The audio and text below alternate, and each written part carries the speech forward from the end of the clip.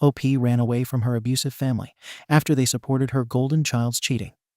Now, her sister is threatening to kill herself if she doesn't come back. And OP replied, "Go ahead. I'm 24 and my sister Christy is 25. I hated her for a while, but now I just don't care. We were raised in the same house by the same parents, but treated completely differently. Christy went to private school, was chauffeured around by our stay-at-home mother, and was given a hefty allowance. I went to public school, rode the public bus, walked everywhere, and never had an allowance. No extended family would say anything beyond claiming my parents and sister loved me. That I have to understand that it wasn't their place, and that maybe things would be better if I tried harder. I hated them just as much as I hated my parents. Christy mocked me relentlessly growing up. She was the pretty one and the smart one. If I got upset by her mocking, I was told I was being sensitive and that it was sibling love. If I said hurtful things right back, I was grounded because I took it too far. I wasn't allowed to outshine her, and I wasn't allowed to have friends. My clothing was policed by her, and the few nice clothes aunts and uncles would get me would be replaced with frumpy and unattractive clothing. It would end up in her wardrobe. My parents would back up Christy, saying I couldn't pull it off, and that it looks inappropriate when I wore it. The rest of the family, the people who gave me the clothes included, would compliment how good she looked and pretty much validate Christy. I know for a fact that I am and have always been attractive. Even in those ugly outfits, I managed to get asked out on multiple dates and got a boyfriend my sophomore year. Said boyfriend knocked up Christy our senior year after cheating on me with her since I got my early admission letter, and was neglecting him and the family. She told me the day before my graduation, claiming he was going to marry her, and they were in love, and it grew from me abandoning them both, blah blah. Our mother was there. And because I didn't really react, she thought I was being a good sister, and said she was so proud of me. I didn't cry about it. I just packed up my car when everyone was asleep, skipped my graduation and the supposed party that was planned, and I left. My only stop was the police station, where I gave them my information, told them that if I'm reported missing, I'm not, and bluntly said I'm running from an abusive family, was going away to college, and never came back. I got rid of my phone and everything. I went to school, got a good internship-turned-job, bought the condo I was renting, and had my dream wedding. Christy got in contact with me via Facebook. Her DMs, 2 days worth, because I don't really use my Facebook, are consistent with her saying I abandoned her when she needed me most, that she's practically a single mom, that her husband, my ex, hates her, and got with a woman that looks like me, that our parents blame her for my leaving and won't help her, and that the entire family treats her kid like crap for being the product of an affair. She didn't get into any of the colleges she applied to. She couldn't go to college as a full-time mother. She switched between blaming me for her misfortune and throwing a pity party. While reading, I didn't feel much of anything reading how awful her life turned out. I think I truly just stopped caring, and so even karma beating her down didn't give me any joy. Then she both DM'd and tagged me in a post that read, "I feel like I'm drowning, and I just need my sister. Why won't you respond? Why did you leave me when I needed you the most? Please, I'm in such a bad place. If you don't help, I'll just end it all." I replied via comment and DM. "Go ahead and take it off yourself. I'm not helping you, and frankly, I don't care. You stopped being my sister the day you gave me bleach as a gift, and blocked her shortly after. The logical part of me is telling me that was wrong, but I just can't bring myself to care enough to feel guilty. If something happens to her, I still don't think I'll care." This is contrary to what her family and friends think all people I've blocked without bothering to read their messages. Responses from OP in the comments. Commenter: "Given how close you were in age, is it possible that one of you is adopted? Or is it the product of an affair? I don't understand how your parents could be so openly cruel, and no one stood up for you. You didn't deserve any of that, and I'm glad you were able to thrive without it. I hope you live a good life far, far away from all those people. You don't owe your sister anything. OP, no adoptions, no affairs. Just colorism and me being unplanned, so essentially unwanted." Commenter: "To be honest, it was one of my thoughts. But OP says they are African Americans, and her sister has light skin compared to her, so she is darker than everyone else in the family. I think it might be something related to the color of her skin, as I have read that light-skinned African Americans, or just black people in general, consider them more exceptional, and that is related to the passing test they went through. OP, you worded it well, and you were accurate on part of my mistreatment. Colorism is a major issue in many black communities, and what your friend told you isn't wrong either. And I wasn't even the darkest of my family, just of my immediate family." Commenter: "I'm sorry. Did you say she gave you bleach as a gift? What is the context there? Telling her to go ahead and kill herself is messed up. I don't judge you for feeling that way though. But it might have been better to say something like, I'm not there for you because when I was, you treated me like a punching bag and got knocked up by my boyfriend. Maybe try getting some sympathy from someone you haven't mistreated their entire life. You reap what you sow. I find the direct and ugly truth works better with these things. And since you are only saying the truth and not being actively cruel, other people can't really blame you or call you mean. But man, your sister is effing delusional and turning to you after all that awfulness she put you through. Now she's suffering because she's getting just a taste of what it's like to not be the golden child that receives nothing but praise. Your parents really did a number on you both, and they should be blamed more than your sister. But considering she hasn't seemed to learn a damn thing, and isn't taking any accountability for anything, she can go pound sand too. OP. The context for the bleach. My family is Black American, and while Christy was always light-skinned, I was much darker than her and both my parents. For my 14th birthday, her gift to me was a spa kit that consisted of skin lightening products, exfoliating products, and a bottle of bleach. She told me that I needed to lighten up, and that was the best gift anyone could give me. She wasn't grounded, but I was when I threw her gift out and didn't apologize when she started crying. Update. Mill got arrested, not a good thing, but I'm happy regardless. This happened 2 days ago. She said, worth it, once my husband, Derek, and I bailed her out. No charges are being pressed against her, something I'm extremely happy about. This is somewhat of an update to my previous post about my sister, Christy, and my response to her unaliving threat. It wasn't nice, and I still don't feel guilty. My mother, who'll be called Emma, was able to get in contact with my brother Cam, not long after Christy's post was deleted. He didn't tell me at the time, but he thought it was our maternal grandparents calling. It wasn't. He did talk to her and shared that I was married, had a good job, and so on. He was essentially rubbing it in her face that I was living an amazing life and didn't need them. He admits that he saw red when she didn't believe this because I never posted about any of that stuff on Facebook again. I don't really use it. If I want you to know something, I'll call or text. He sent her pictures of my wedding, specifically pictures that showed how extravagant and intimate it had been. We only had 32 guests, and because of Mills and Phil's contributions, we were able to have our dream wedding at a beautiful venue. Cam also listed all of my other achievements and talked about how I finally had parents who loved me and treated me properly. I can't even be mad at him, even though he thinks I should be, because Emma figured out where I was based on his bragging about having mended his relationship with me and me staying with him. Based on that, he thinks that's how she figured out where to start looking. Plus, our shared and individual friends and my in-laws are far more active online than I am, and not all of them have their accounts private. Cam follows them, and they follow him, so he feels like he's to blame. She doesn't know where I live, hopefully, but she was at a cafe I normally go to with my Mill. She and Phil are adamant about group and solo bonding with their children, and I'm always included in this tradition. I was with my Mill, and well, Cam wasn't exaggerating about me having parents that now love me. When I first met Derek, I had a hard time opening up to him, and we both agreed to start as friends and see where things went when I was comfortable with the idea of any kind of intimate relationship. His parents were so kind to me, and when we started dating, I had difficulty with them. It was my Phil who sat me down one night after dinner and told me that their son loves me, and they can see why, so I should love myself and allow myself to be loved too. By that point, I had spent 3 months observing how they treated Derek and his older brothers, how close Derek was to his parents and brothers, and how healthy their relationships were. I blubbered, and can admit I fixated on him ruining my makeup. It was my obsessing with my appearance instead of dealing with internal crap phase.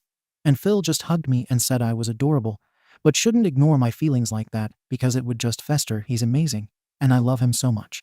Random tangent. But that memory came to mind. Anyways, Mill and I came to the cafe together. And to be honest, I didn't really recognize my mother until I heard her speak. Her voice is the same voice that used to insult me and yell at me, nothing different after so many years. She'd gained weight and was still as attractive as ever, but I don't know. I didn't immediately realize it was her. I realized who she was when she called my name, and I just turned around and left. I didn't realize my Mill wasn't following me until I was back in my car and about to start it. I got back out and went to go get her. I felt horrible for just leaving her behind like that. Mill seemed calm when I got back, but Emma was not. She was mid-sentence, and what I heard was, "Your daughter, who do you think you are?" She shoved my Mill, and Mill said, "The one that loves her the way a mom should. Who do you think you are?" And then Mill wasn't so calm because Emma said, "That lying Debbie's real mother." That was all it took for her to jump on Emma. She got multiple punches before I got her off, and the cops showed up not long after. I guess the cafe workers or customers called before things escalated. Either way, she was arrested, and Mill was bailed out ASAP. She told me it was worth it the moment we were in the car, and I just started laughing and crying when she ranted about how angry Emma made her, thinking she could call my daughter anything degrading and get away with it. She said she was so happy I ran away and found them because she couldn't believe anyone could insult me like that when she knows what type of person I am and probably have always been. You just weren't allowed to be that person. I should have hit her harder. Is it awful that I feel so good about this? It's like my child self is getting her wishes, however delayed the granting is, and I'm just so happy someone loves me enough to be angry for me. Growing up, my parents never defended me from anyone. Most of the time, they'd openly agree with any insult directed at me, even when I was right there. As a footnote, I noticed some comments asking for an update on Christy. In a comment, I said she deleted her post not long after I deleted my comment. The few people whose messages I actually read claimed they were going to have a wellness check done and told me if something happened, it would be my fault.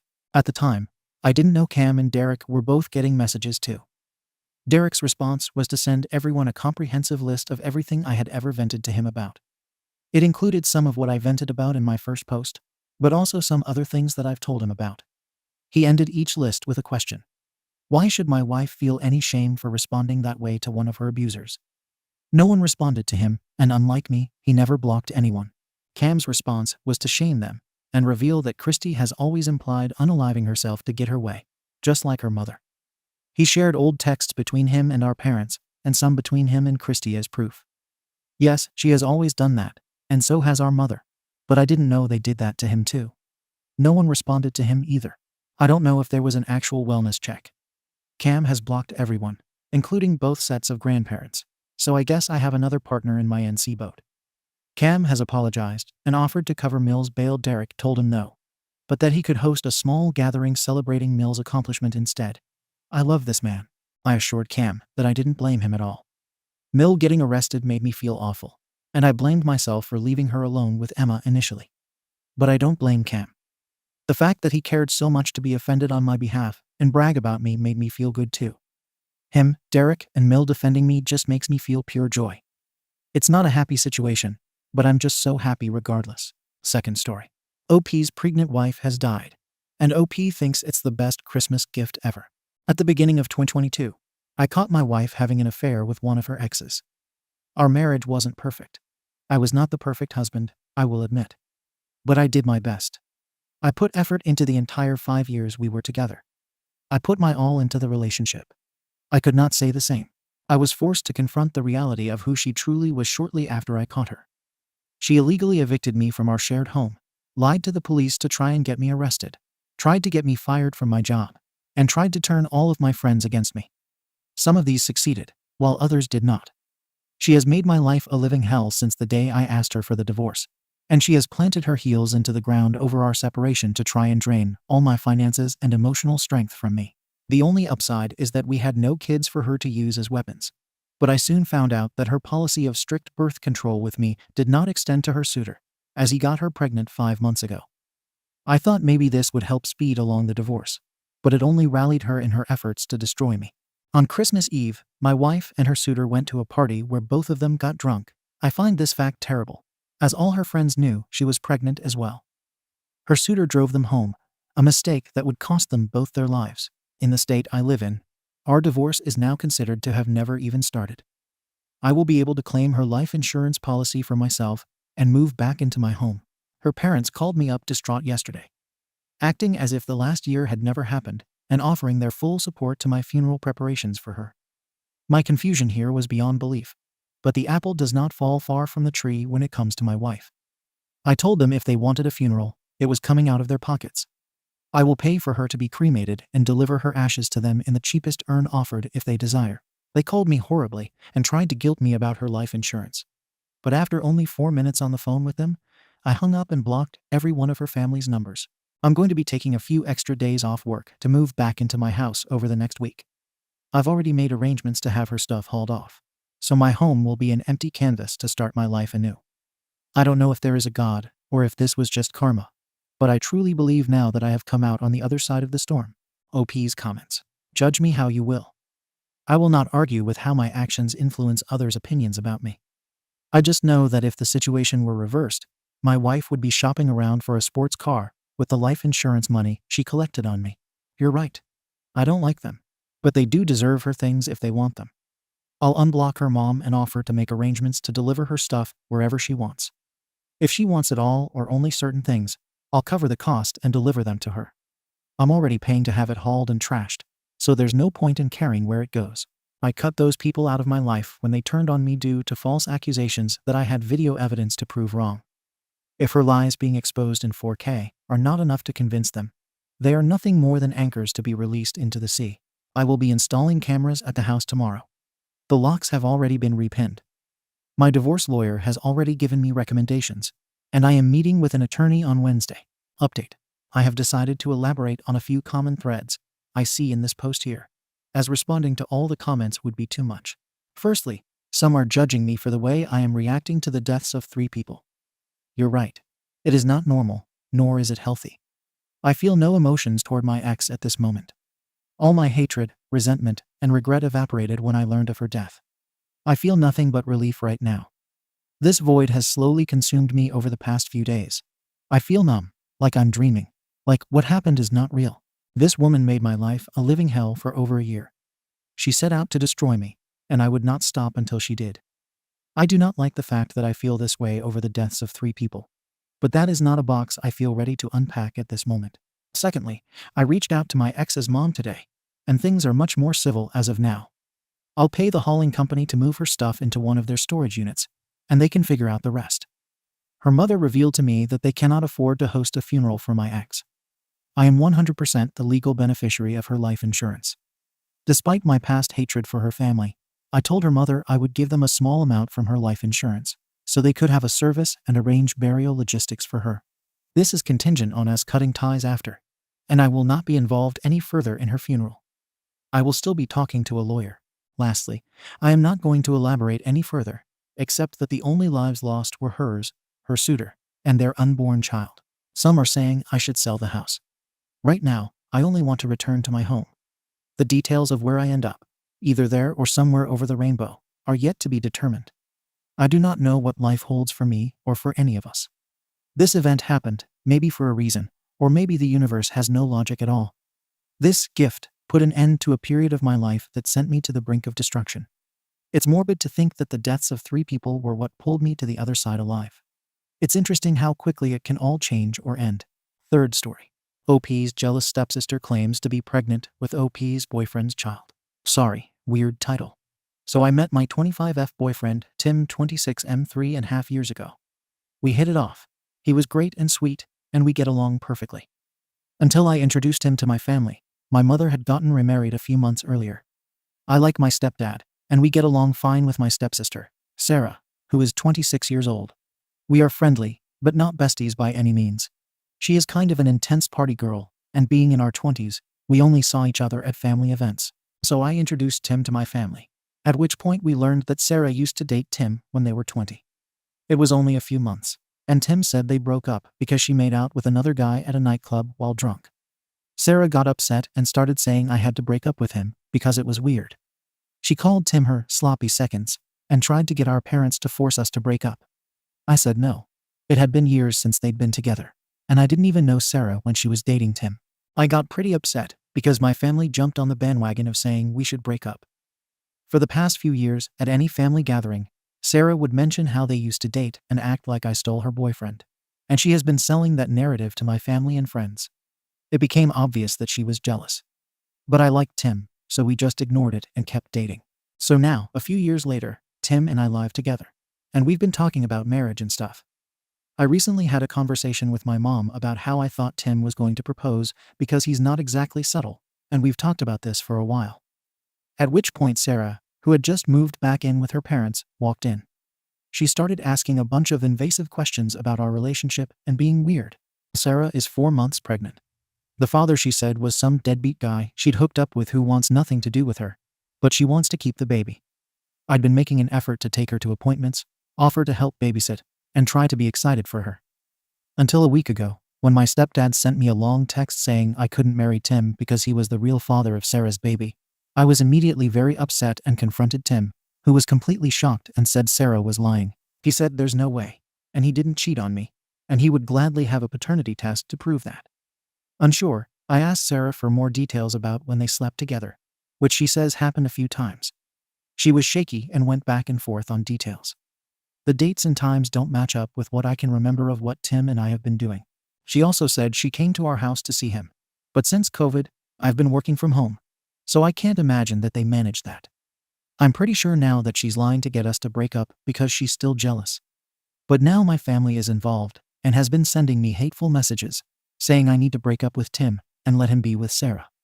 She's telling everyone he's in love with her, and I'm keeping him from her. She has no proof, and he strictly denied everything.